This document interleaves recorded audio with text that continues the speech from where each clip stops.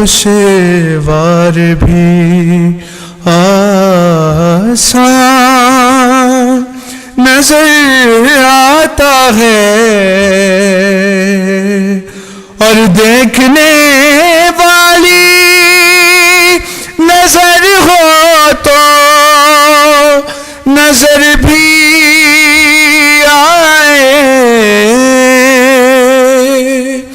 देखने वाली नजर हो तो नजर भी आए। सरबा सजदा यहाँ रिज़वान नजर आता है, सरबा सजदा यहाँ रिज़वान नजर आता है। और वो नजफ हो के खुरासान हर एक रोज़े पर, वो नजफ हो के खुरासान हर एक रोज़े पर जलवे हजरत मेरा नजर आता है, जलवे हजरत मेरा नजर आता है।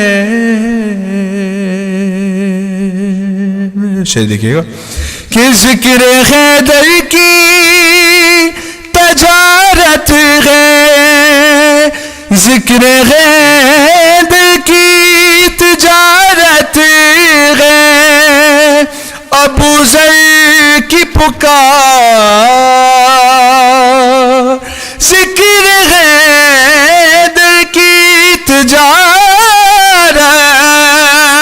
है, अबू ज़र की पुकार।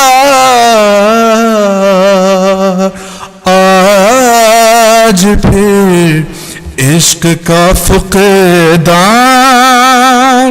नजर आता है, आज फिर इश्क का फुक़दान नजर आता है। और मुख्तार से कह रहा हूँ कि आले इमरान की ये मुझ पे नवाज़िश है मुग़ीब, आले इमरान की ये मुझ पे नवाज़िश है मुग़ीब। मेरे शेरों में जो वजदान नजर आता है, मेरे शेरों में जो वजदान नजर आता है।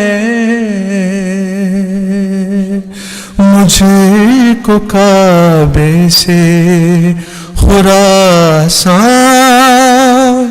नजर आता है। मोहम्मद वाले मोहम्मद सल्लल्लाहु अलैहि वसल्लम।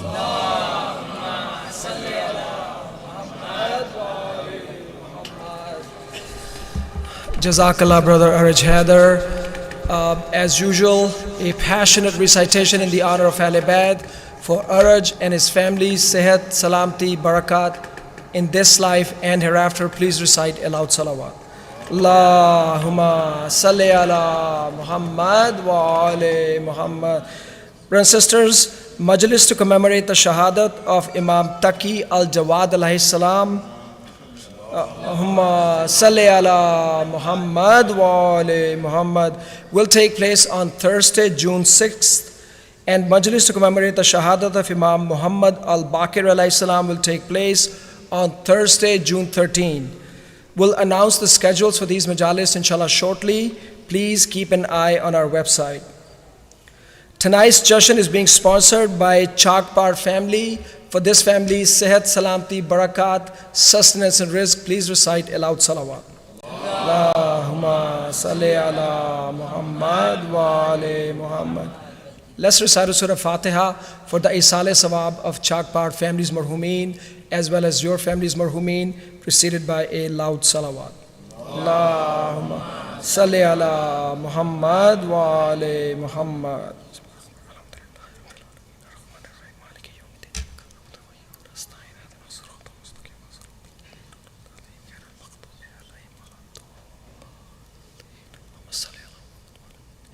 Now to address the jashan, I would like to request Hujjatul Islam, Maulana Amir Mukhtar Faezi to please come forward. Please welcome him with a loud salawat.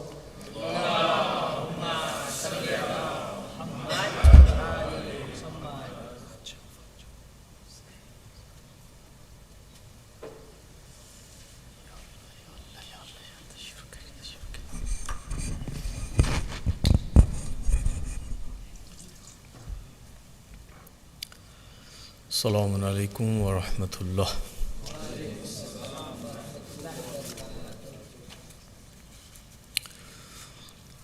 A'udhu billahi minash shaytanir rajeem. Bismillahir rahmanir rahim. Alhamdulillahi rabbil alameen. بارئ الخلائق أجمعين والصلاة والسلام على سيدنا ونبينا ومولانا أبي القاسم محمد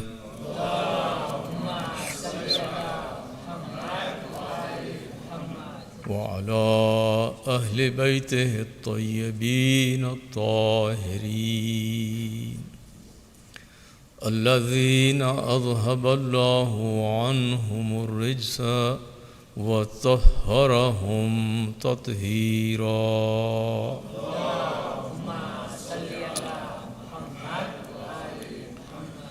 واللعنة الدائمة على أعدائهم أجمعين من الأولين والآخرين. أما بعد، فقال الإمام علي بن موسى الرضا عليه الصلاة والسلام: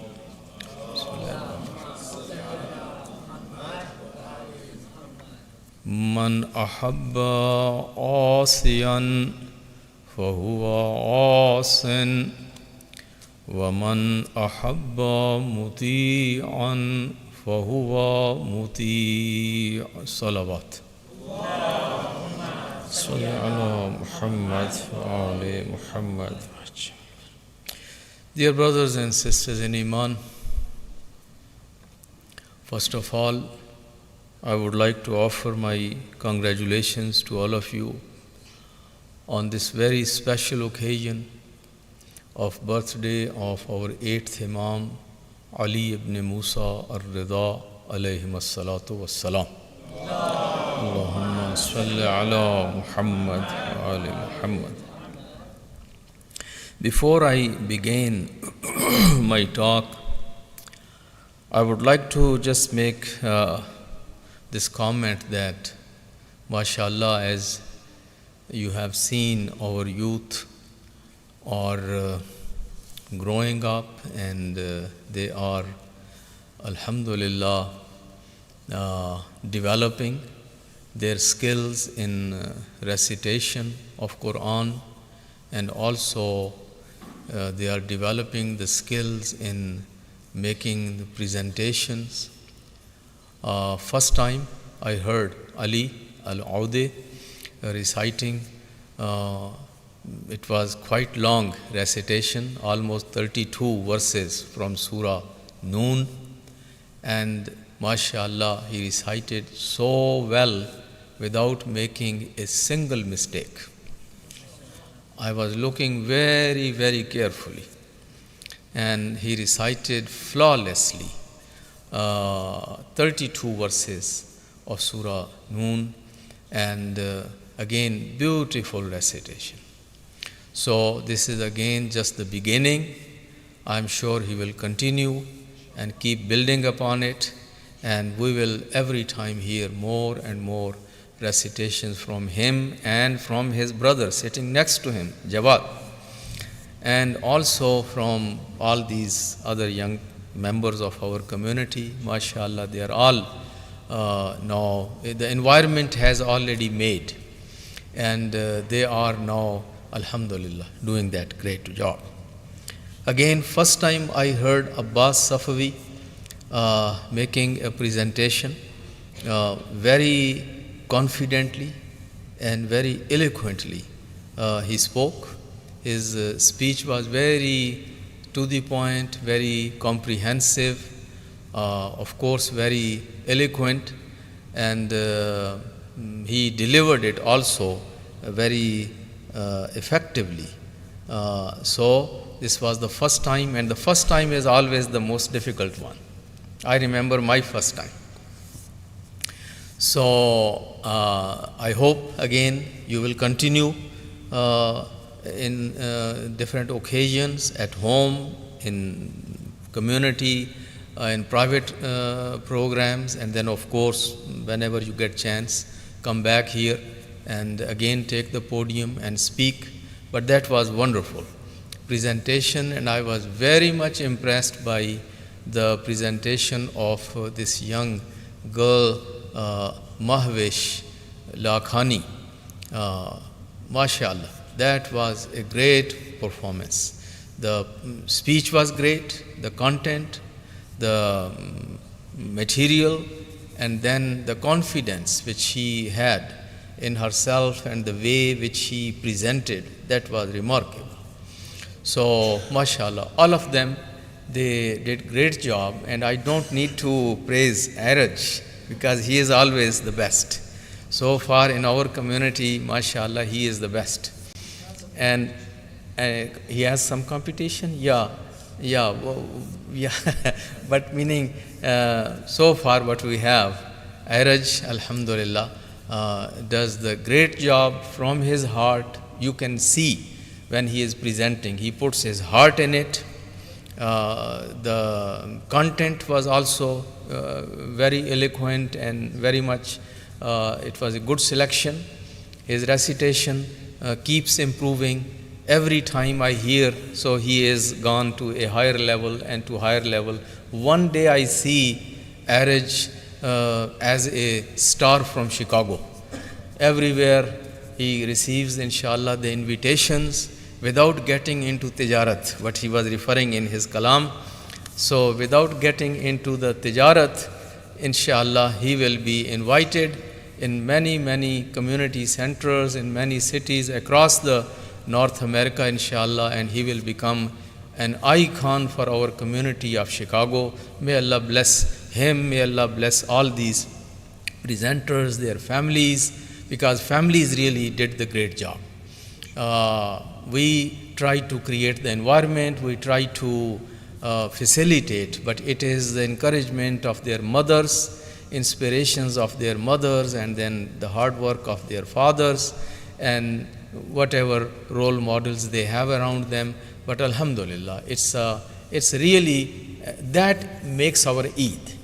If we are really looking for Eid, this was the Eid, that we are seeing our children, our youth growing and developing and taking the stage, and inshallah, if they continue this, we will have our this third generation or second generation, inshallah, at the top. May please recite a loud salawat for all of them.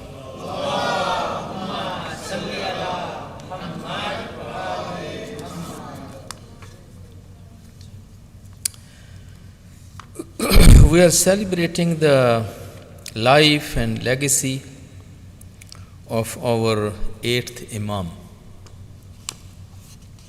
The basic facts about the life of 8th Imam have been already presented by our young presenters, so I will not repeat those. Alhamdulillah, they have done a good job.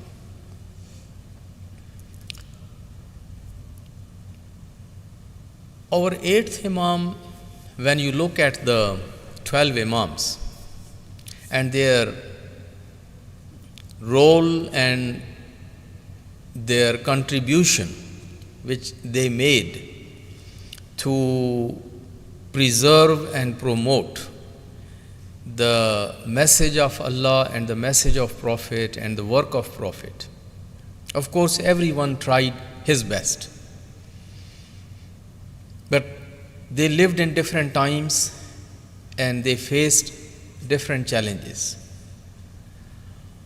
After the first 5 ones, what we call Ashabul Kisa or Panchtan Pak, then you come to the 5th and 6th Imam, Imam Muhammad al-Baqir and Imam Ja'far as-Sadiq alayhim as-salatu was-salam.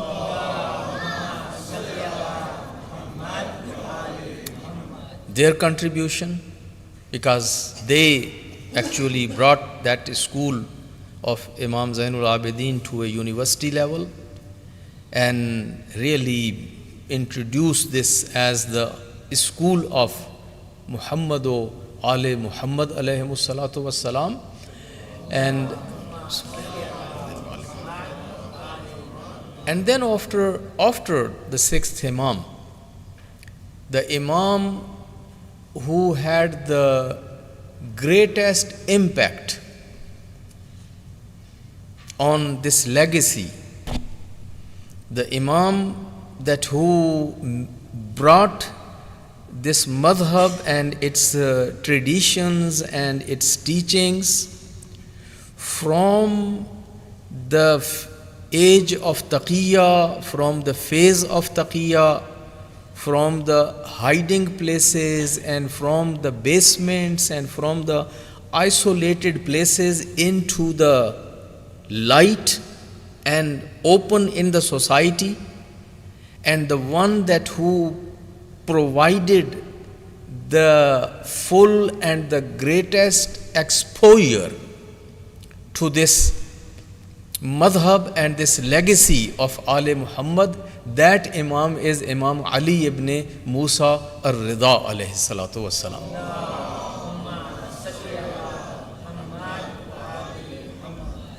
Before him, all of our A'imma, they lived in taqiyya. And their reach was to very limited number of people. Even when they were among public, they were not free to express everything or to speak the whole truth and to go all the way and tell people about their merits or their claim of imamat, or meaning those sort of things. They were always, meaning they had so much restrictions around them. Even Amirul Mu'mineen, even not only for those 25 years when it was the time of Abu Bakr and Umar and Usman, but even when he is in office and he is now ruling as Khalifatul Muslimin, still he cannot tell the whole truth, and he cannot say very openly about his claim in a way that those 3 people who came there, they were ghasib or there is only little mention in this incomplete khutbah known as khutbah Shayk. He started, but then he realized that he cannot continue it.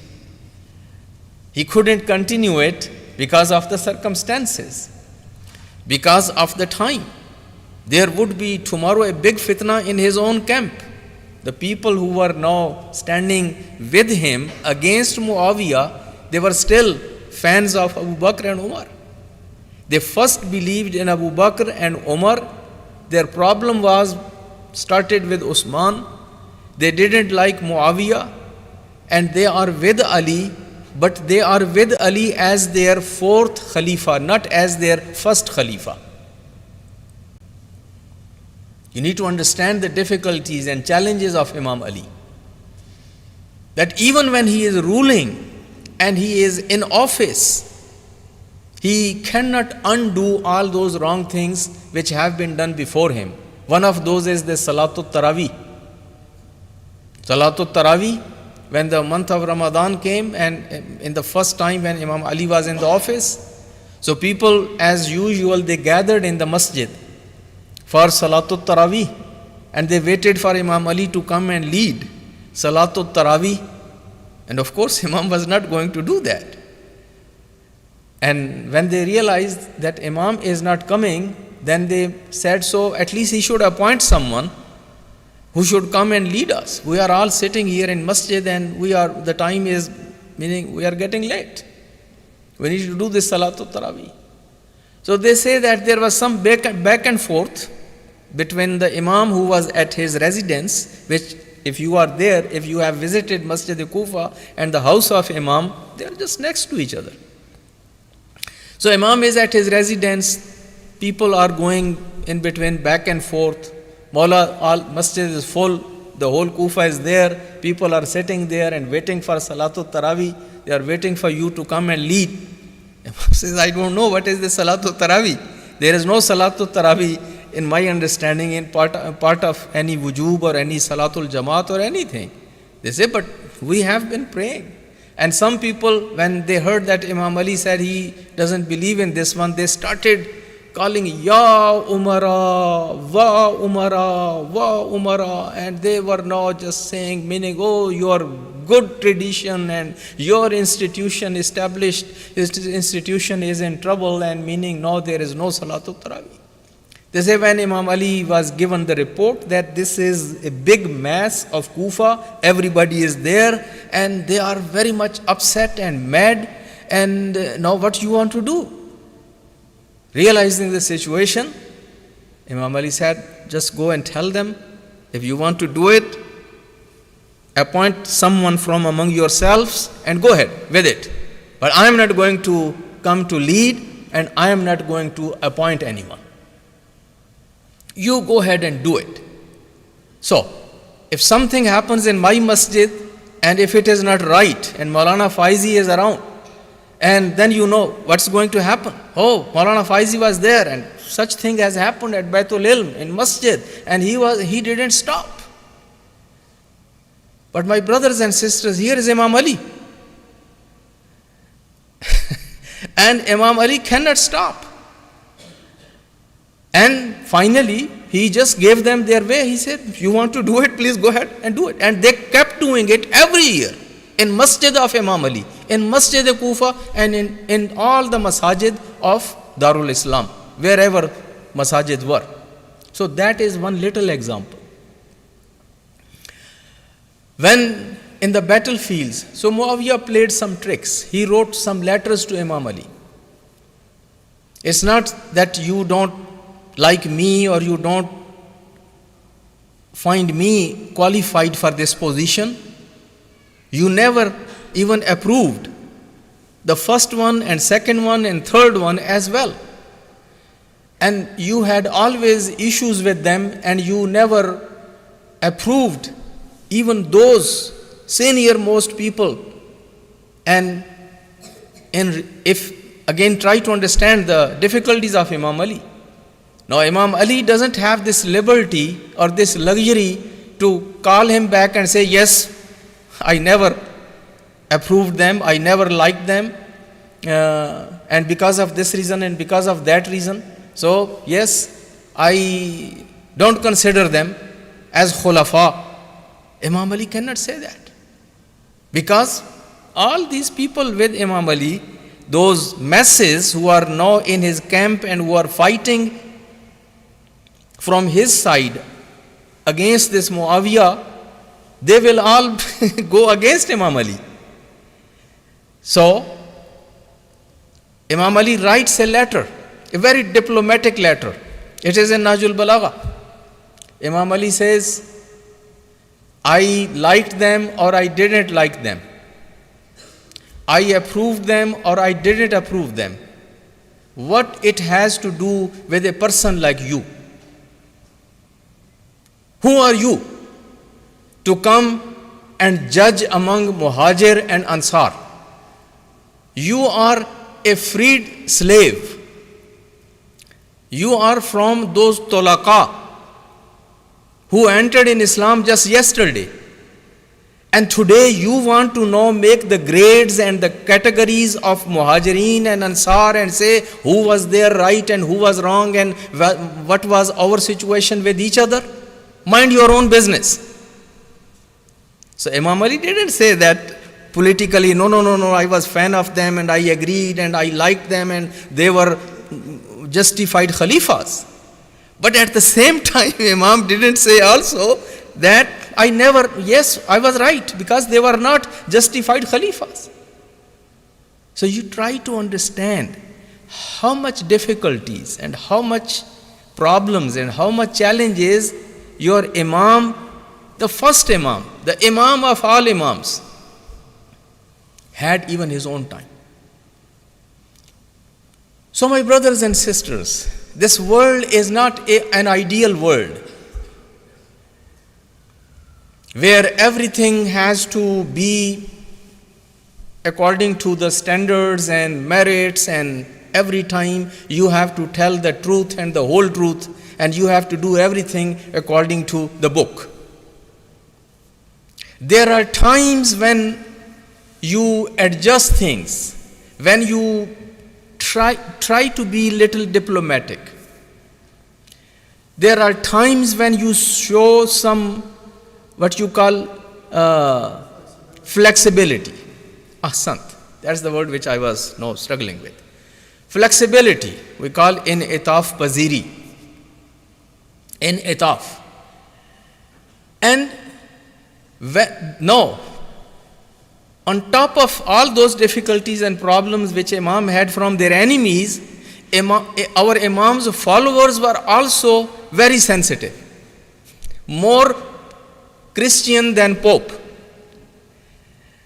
And they were more Shia, according to Iranis, they use the example, more Shia than Ali. So, when our Imams would make some of those diplomatic moves or diplomatic positions or they would try to act according to the situation, so the camp of those real Shias would get mad. And they would start now shooting at their Imams. And it happened with Imam Hassan al-Mujtaba, alayhi salatu wassalam.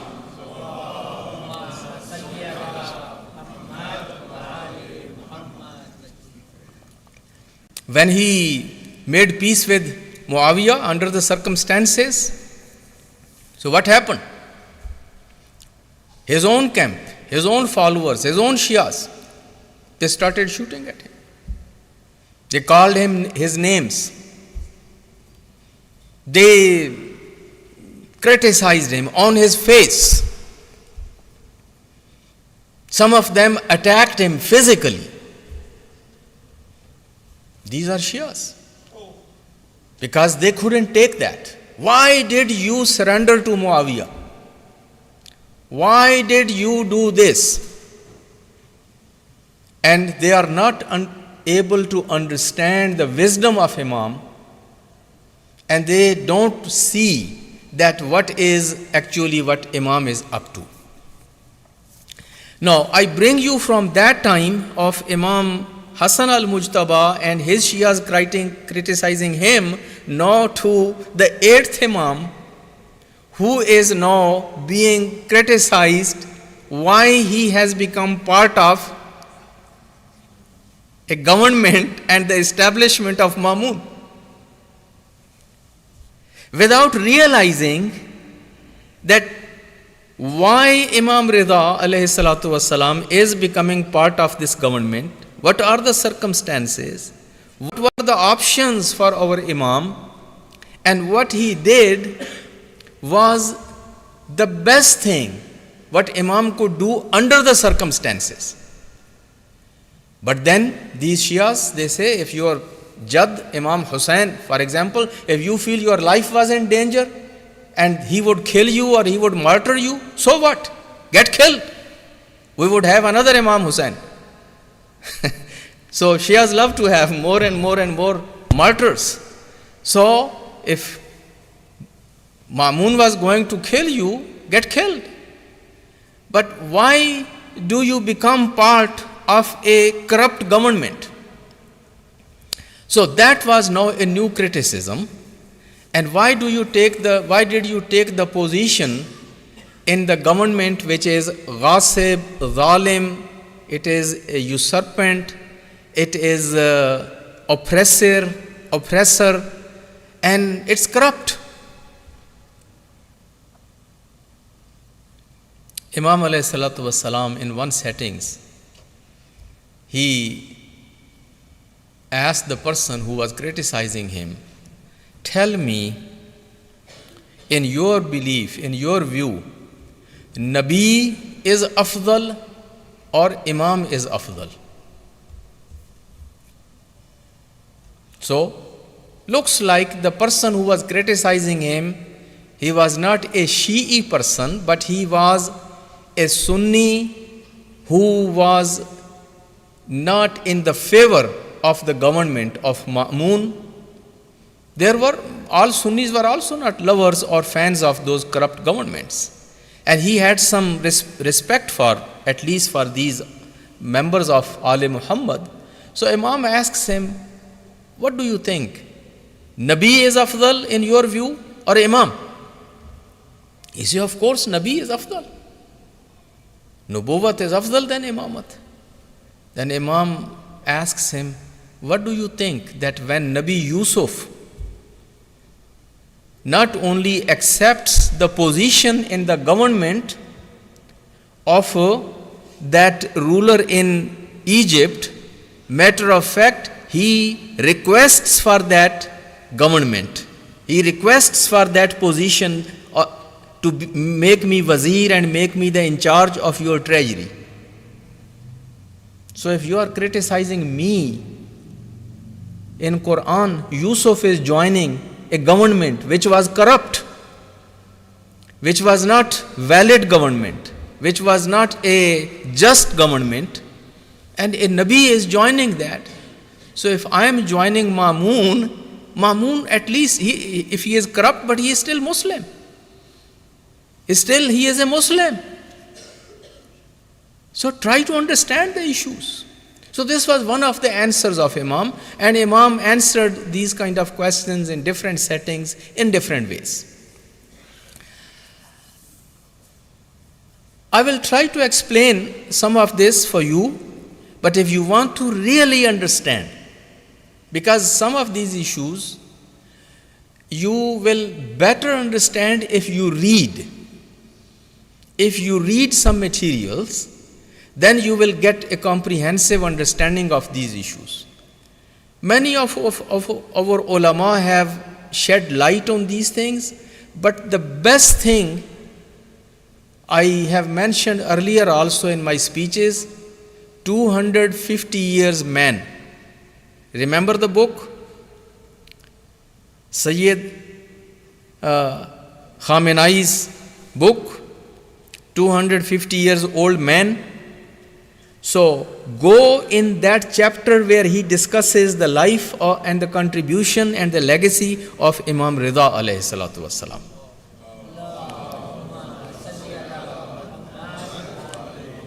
He does all in-depth analysis, very eloquently, and of course, meaning who can explain better than Sayyid Ali Khamenei?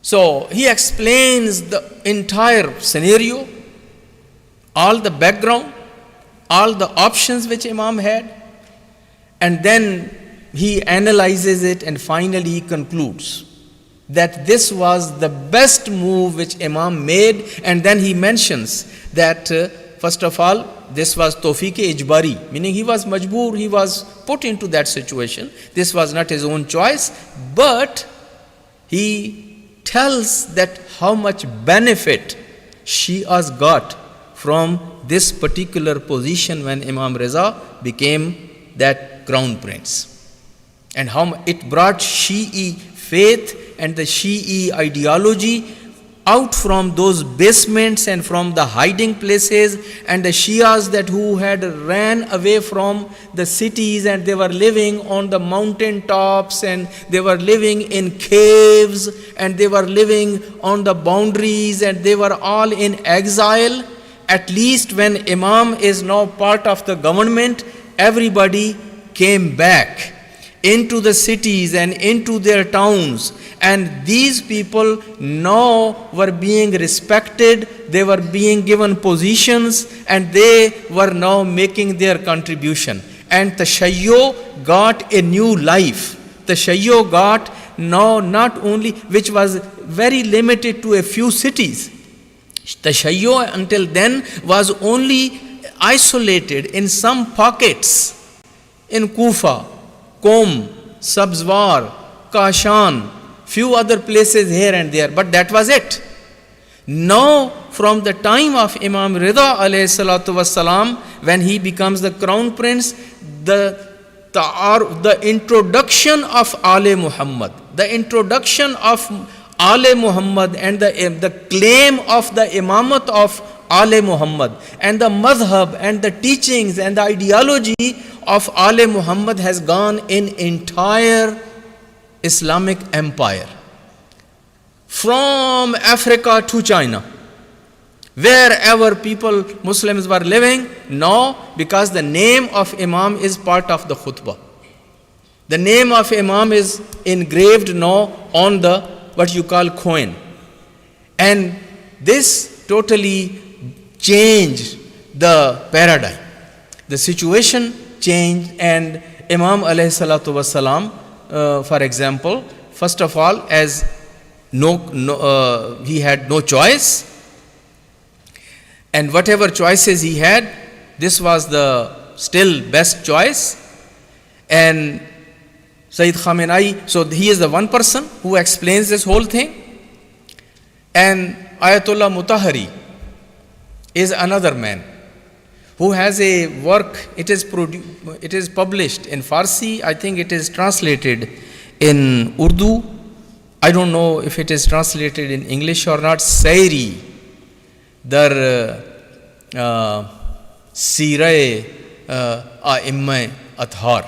Sairi dar Sirae A'immai Athar. Meaning a walk through from the lives of Imams. And he starts from Imam Ali and he goes one after another through the lives of Imam until Imam Askari alayhi salatu wasalam.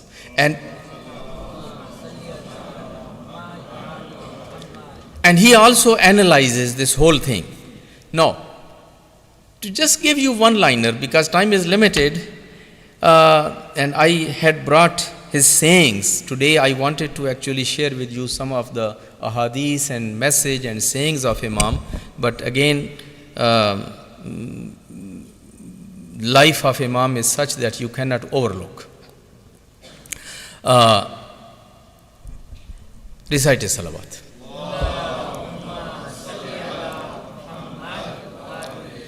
The one liner on that, if you want to understand, this Ma'mun, he is son of Harun. And Harun and Ma'mun, this father and son, they were the most powerful Abbasi Khulafa.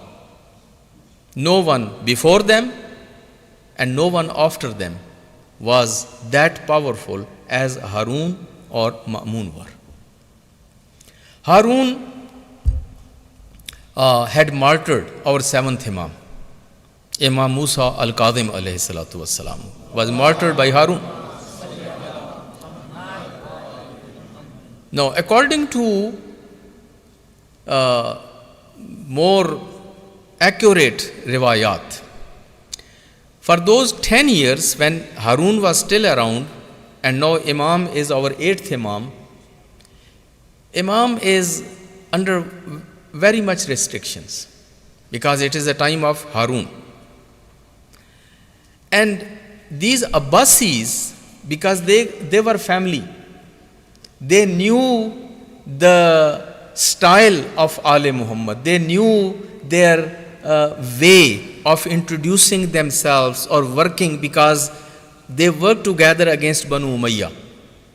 So Abbasis know all the, I don't want to use the word tricks, but I want to use the word that they knew the method of Ali Muhammad, that how they work against the incumbent government.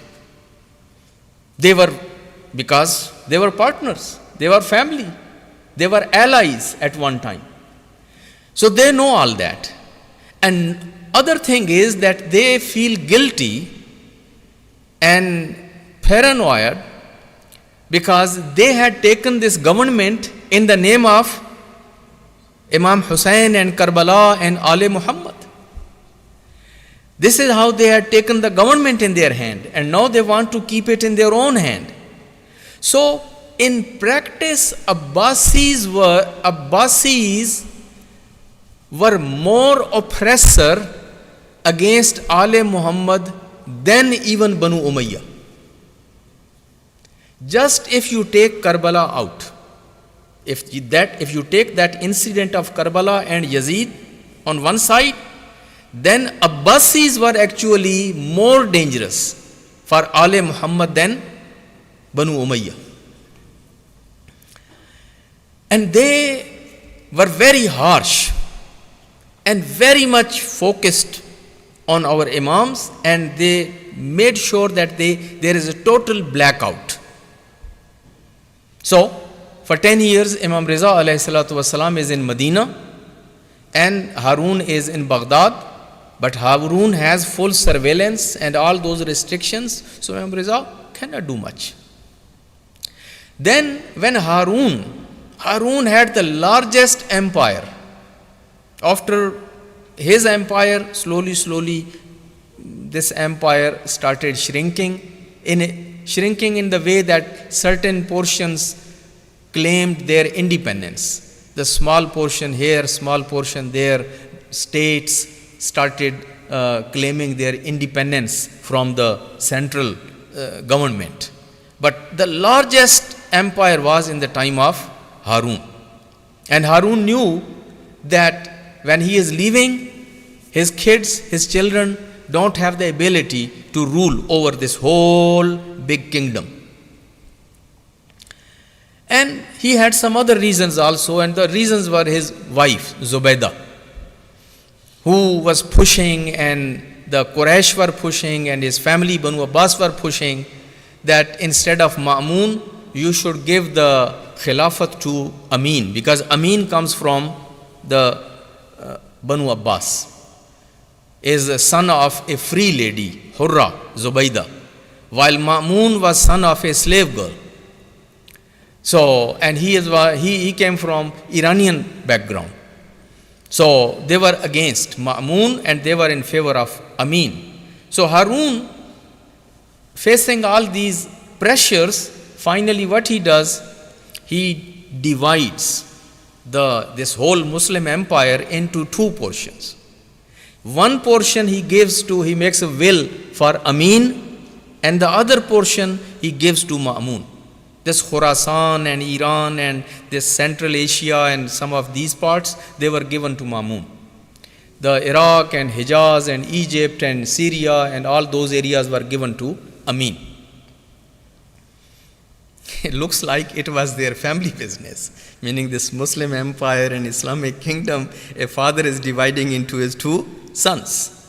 Like this is assets, they are dividing assets, business corporation or business assets. Meaning you laugh at that when you see the situation. Then what happens when Harun passed away and these two brothers come in government, Amin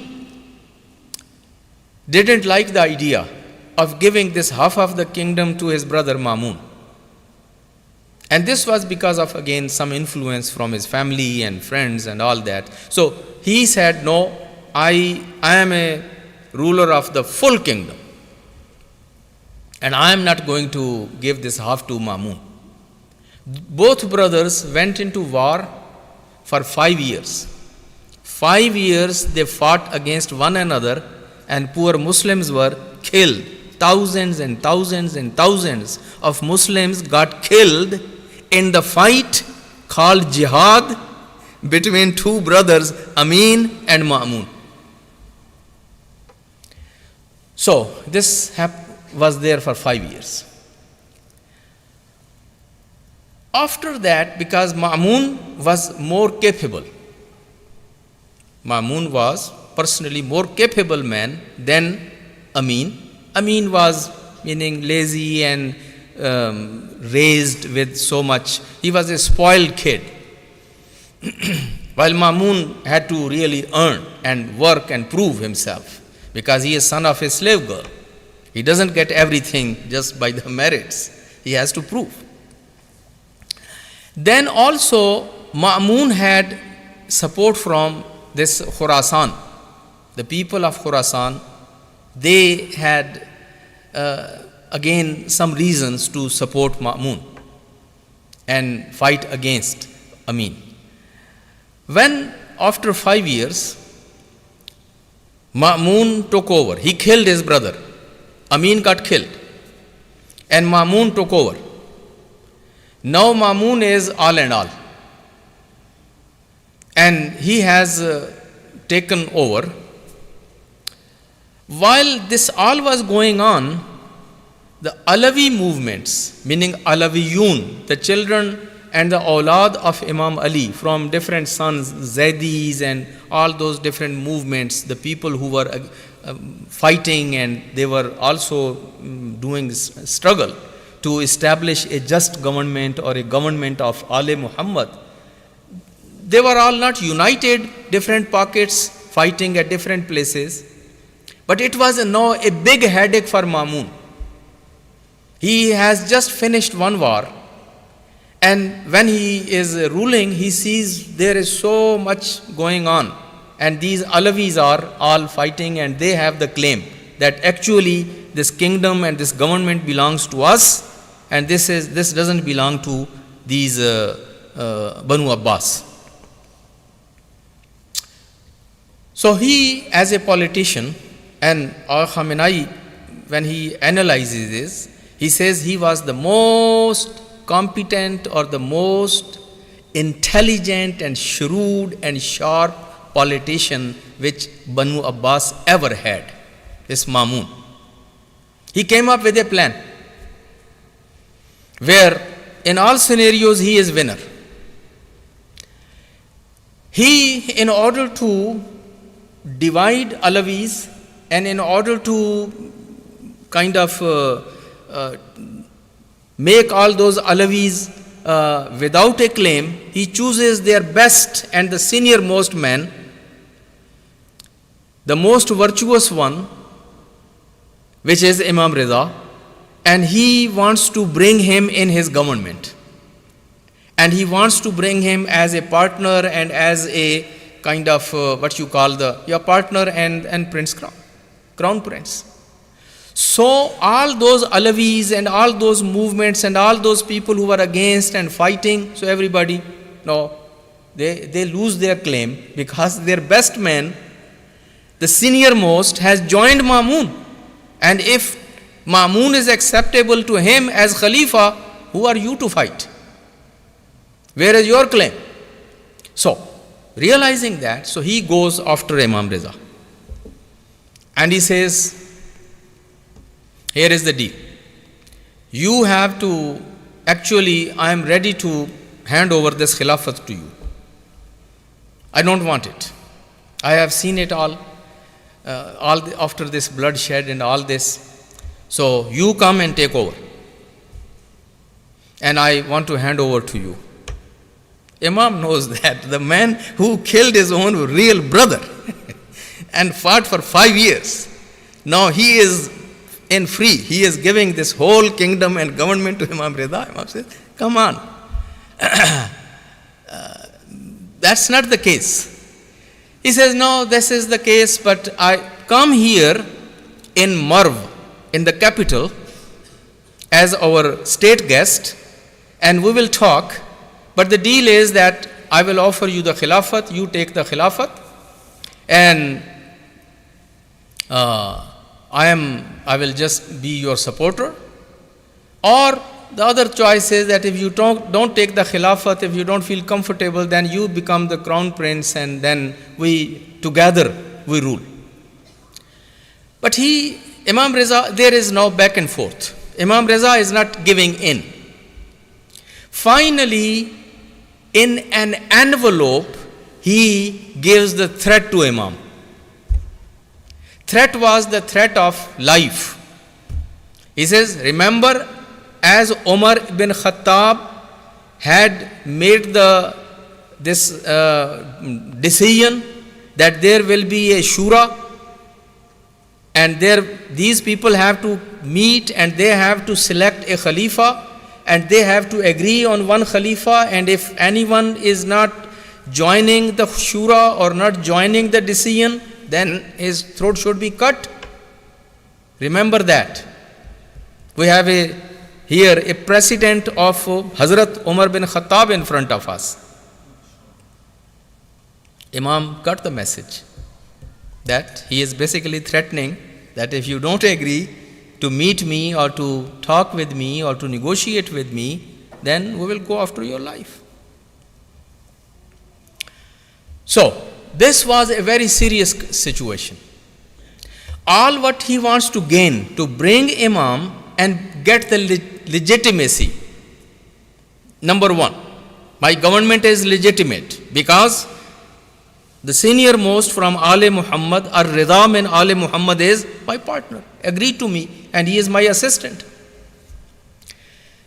Also, Sayyid Khamenei mentions in his analysis that so far, Ale Muhammad and their followers, their slogans, their ideology, and this narrative was that they are oppressed and they are very pure and clean and ma'soom. Mazloom and ma'soom. These are the two words which Sayyid Khamenei uses. He says, we are mazloom and we are ma'soom.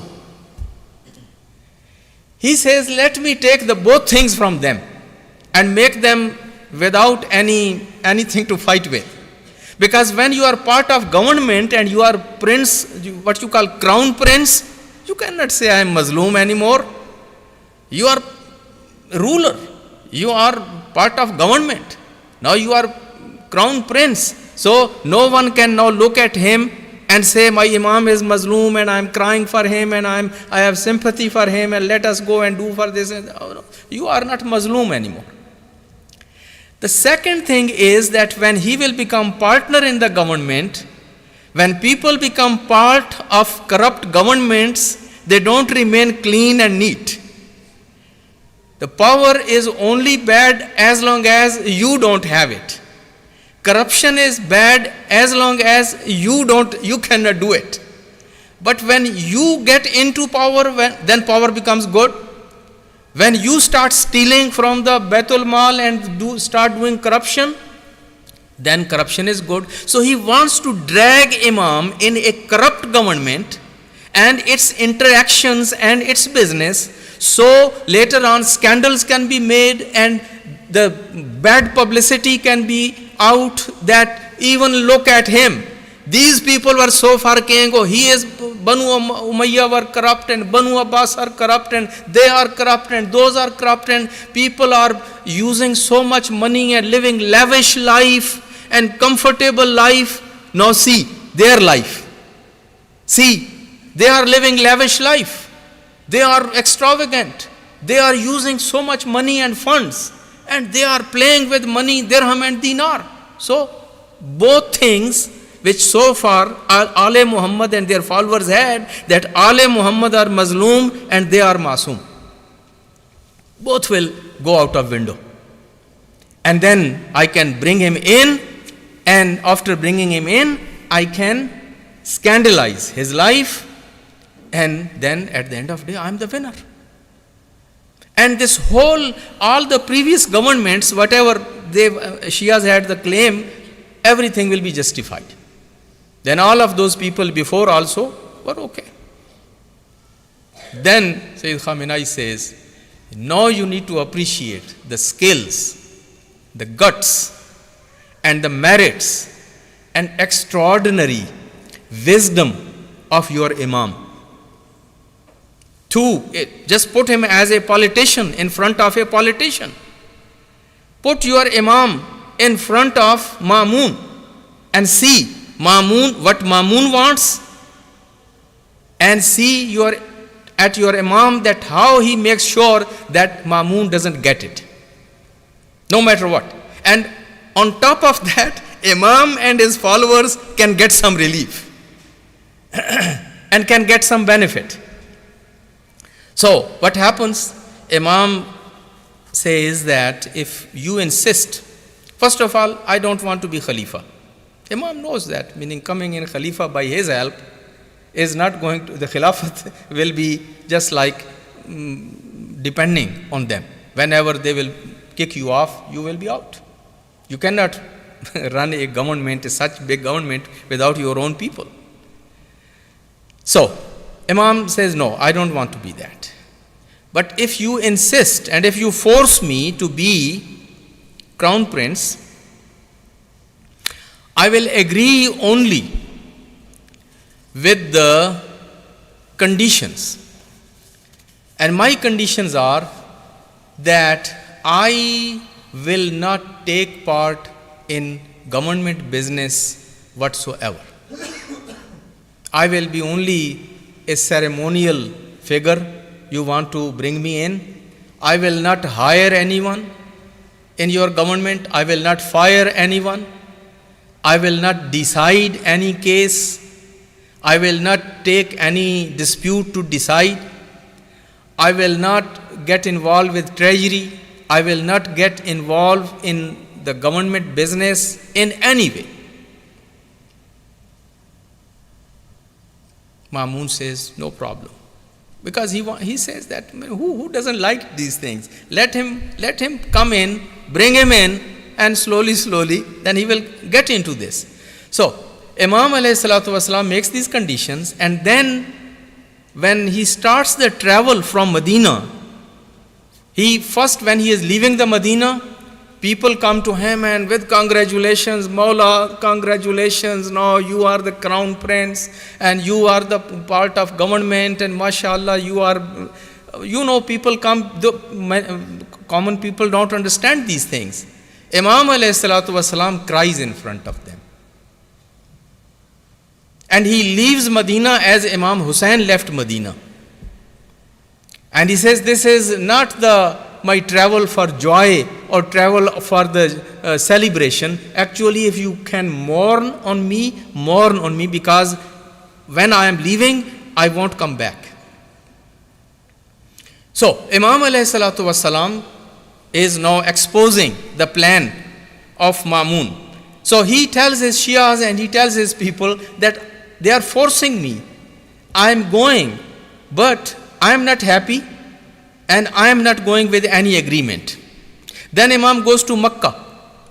He does tawaf of Bayt. He does the Umrah. And Imam alayhi salatu wasalam, again, when people come to see him and they talk about this, Imam tells them he has no business, he has no interest, he is being forced, he is being taken by force, but he doesn't have any interest in it. So Imam makes it public. Then you see again, sometimes things happen that those who do it, they don't know that they are damaging themselves. Mamun and his government, they made sure when Imam is coming from Makkah, he shouldn't stop over in Kufa. He shouldn't stop over in Qom. He shouldn't stop over in Sabzwar, for example, in those pockets, in those cities of Shias of Ali Muhammad. So he makes a different route for Imam. Imam comes to this place called, what is this, Basra. He is brought to Basra. He is brought to Ahwaz. He is brought to, after Ahwaz, there is another city in that area where he is brought, and finally he is brought to Neshapur.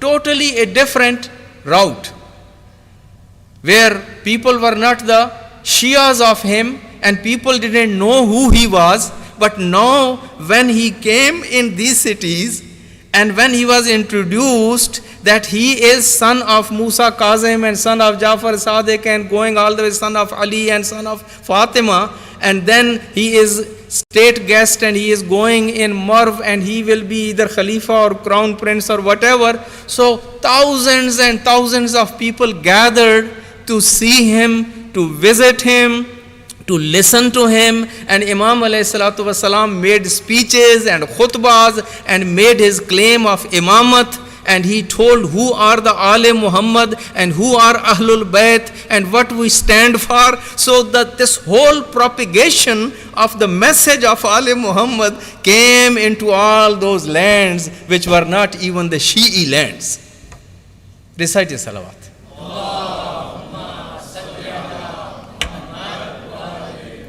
People recited qasidas, people recited poetry, people gave speeches, and Imam alayhi salatu wasalam is now sowing the seeds of the Shayyo in new lands, on this new route, and finally he comes to Marv. So, Imam made it clear everywhere, I am being taken, I am imposed, I am not going with my own interest. I am not part of this whole game. So message went out.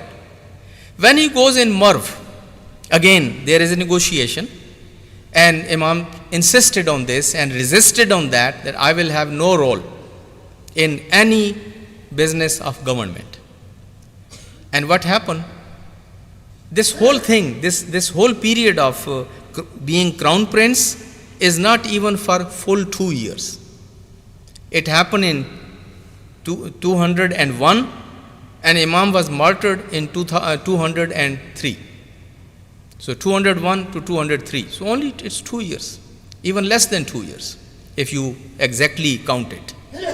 In these 2 years, when people saw him taking no interest in government, he was not at his stage, he was not making decisions, he was not leading Jummah, he was not leading the prayers, he was not giving sermons, he was not giving khutbahs, he was not part of those parties. So very quickly the word went out that he is just there for namesake. He has no power, he has no business, he is not part of this government. So Imam alayhi salatu wasalam very prudently sent this message out that he is not part of this corrupt government. So the legitimacy which Ma'mun wanted to get by getting him in the office, Ma'mun failed. Ma'mun didn't get that legitimacy. And Imam alayhi salatu wasalam made his whole plan totally fail. Imam also lived in a very humble kind of residence. Imam lived in the same very humble and simple life. So no scandal came out that he is living lavish, he is playing with money, he is indulging in all these things which were bad before and good now. No, nothing. So Imam alayhi salatu wasalam made totally this whole plan, the strategy of the most shrewd politician totally failed. No one bought it that Imam alayhi salatu wasalam has joined Ma'mun. So Imam alayhi salatu wasalam, and then Imam used this opportunity. Imam, of course, he is still in Marv, in capital. People come to visit him, and he has ability to reach out to people. And so Imam alayhi salatu wasalam used that opportunity to reach out to selected people, to different places, send his representatives, send his messages, support some of his friends, his followers, and that brought actually a new life to the Shi'i faith and this Shi'i tradition. And that is the contribution and that is the legacy of Imam Ridha alayhi salatu wassalam.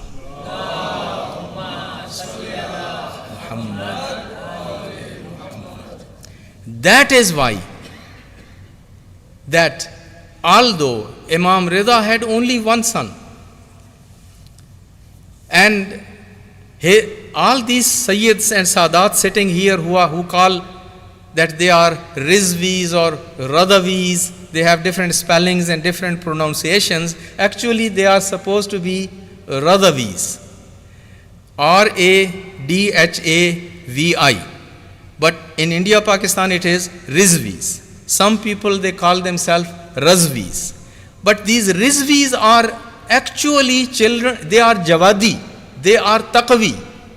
They are children of Imam Muhammad Taqi alayhi salatu wasalam. And technically they are supposed to be, and that some of the ulama that who were used to be, their families were used to be Razavis or Rizvis, like Maulana Zishan Haider Javadi, for example, a great scholar. So from Rizvi he switched to Javadi. And so many I know ulama that who switch from Rizvi to Taqavis. But it's fine to be Rizvis also, nothing wrong with that. But why they are Rizvis? Because Imam Riza was a big name. Having nisbat with Imam Riza was a greater honor than having nisbat with Imam Muhammad Taqi. Imam Muhammad Taqi didn't reach to that level of exposure or power or government or fame in all the kingdom as Imam Riza had reached. That is why they say that all the Imams after Imam Riza, they were called Ibnur Ridha, Yabnar Ridha. Imam Muhammad Taqi was called, when people were used to meet him, Yabnar Ridha. Imam Ali Naqi, Yabnar Ridha. Imam Hasan Askari, Yabnar Ridha. These were sons of Imam Ridha alayhi salatu wasalam. So Imam Ridha is a turning point, a new kind of what you call Sange Meel, a new phase of history, where Ale Muhammad and Shias and all this, they entered a new era. That new era started with Imam Ridha alayhi salatu wasalam. That's all what I could, I think, accomplish in this speech. I had brought all these notes and ahadith and teachings of Imam, but as usual again, we just finished all time speaking about his life and legacy. Maybe sometime later, inshallah, we'll use those. So we acknowledge our sponsors again. This event is being sponsored from the beginning by the Chakpar family. And whenever really we have this event, we miss those two gentlemen from the Chakpar family, Al-Haj Roshan Ali and brother Shabbir. Both of them were the great fans and supporters of Baitul Ilm, this community, our institutions, big supporters.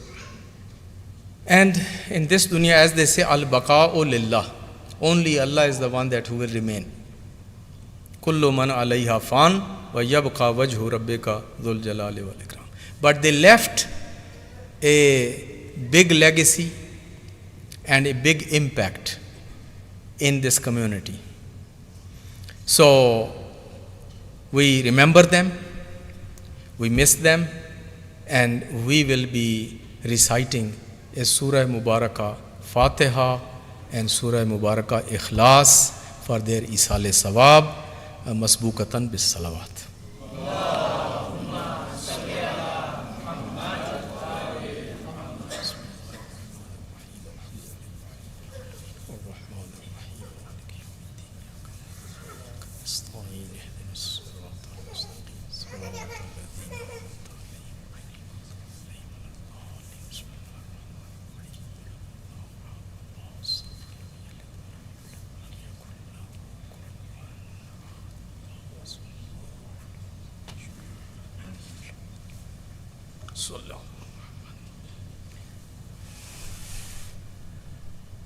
Jazakallah Maulana. For Maulana's increase in tawfiqat, please recite a loud salawat. Allahumma salli ala Muhammad wa ali Muhammad. Brothers and sisters, Maghrib is at 8:24. We'll use this time to make some space for salat. So with the exception of chairs to my right, the chairs in the middle and chairs to my left, if we can kindly get some volunteers to move to my left as we get ready for salat. Recite a loud salawat. And just a reminder, we will have dinner downstairs after salat, inshallah.